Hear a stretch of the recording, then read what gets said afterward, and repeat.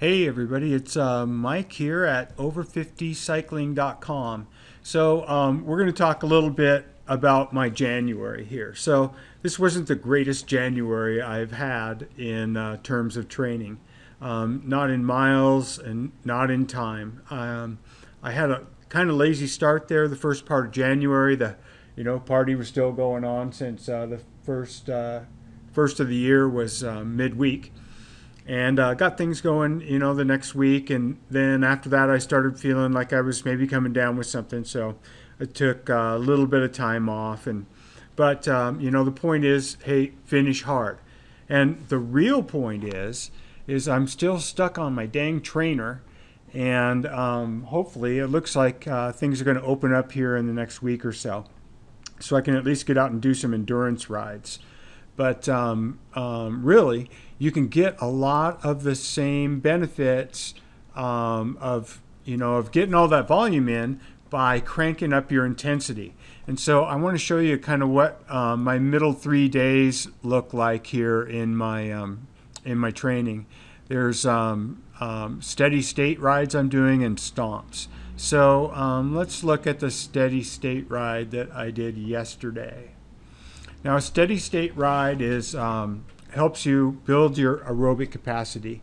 It really gets you up, right around kind of race speed, or at least around race heart rate of not really hammering, but having a good smooth easy pace for your interval. So mine's around 21, 22 miles an hour. So it'd be like, I was at the front, really, riding at 21, 22 miles an hour. But it helps really build my aerobic capacity. And as you can see, I don't go too far while I'm on my trainer. But hey, I wanted to show you a couple of things here. Number one, hey, it was only an hour workout.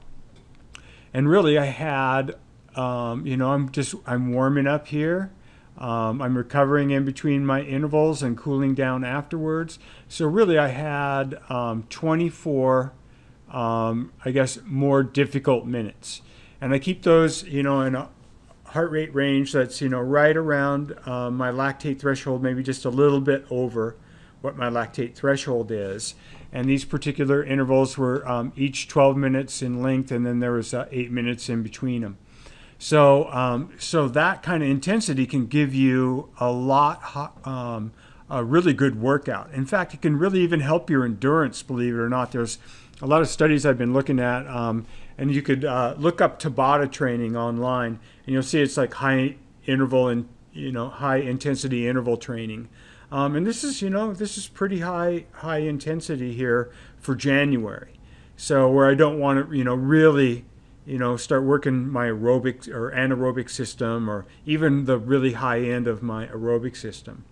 So anyway, so I do these on Tuesdays and Thursdays, and the day in between, I do a workout called stomps.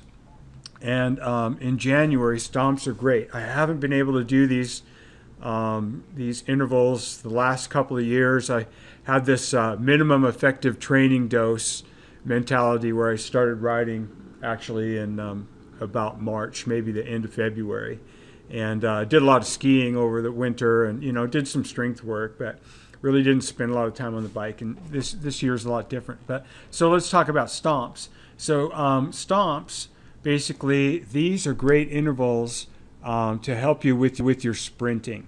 My sprinting over the last couple of years has not been that great. Not near as good as it usually is. And this year I'm addressing that over the winter. So a stomp is basically where I'm getting into my 53-12. And I'm jacking the resistance up on my Tax Ergo trainer up to a slope of 8, and 9 is as high as it goes. And for 15 seconds, I pound on those pedals as hard as I can. I get, 36 strokes or so. And then I have 5 minutes in between. And then I do it again. So these are great intervals. Not only do they help you with your sprint, but they help you when you're responding to attacks, because you're going to be able to really put some muscle into that pedal by doing these intervals. So I've done these intervals now for 4 weeks. Since this month I had the slow start, and I took those days off when I got sick. I extended from 3 weeks to 4 weeks my training, and January is a good month to do that because there seems to be a lot of weeks in it. So anyway, these stomps, they go pretty good, and let's look here at the split so you can kind of see the speed that I'm doing them at. So you can see like my max speed here, a little over 31 here, almost 34,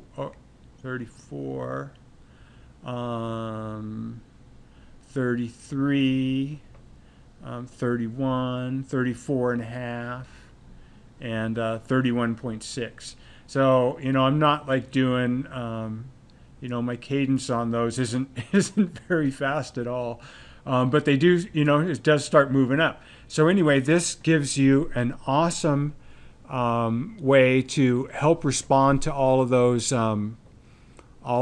attacks and help you sprint better next season. So you can put those in February as well and get those benefits. So anyway, that's it for now. That's my weekly video blog for you guys. Have a great week of training. Keep the rubber side down, and if you're in the north like me and we're getting toward that time of year where the snow's gonna be away or going away, thank goodness we're all in that boat. So anyway, take care everybody. Talk soon.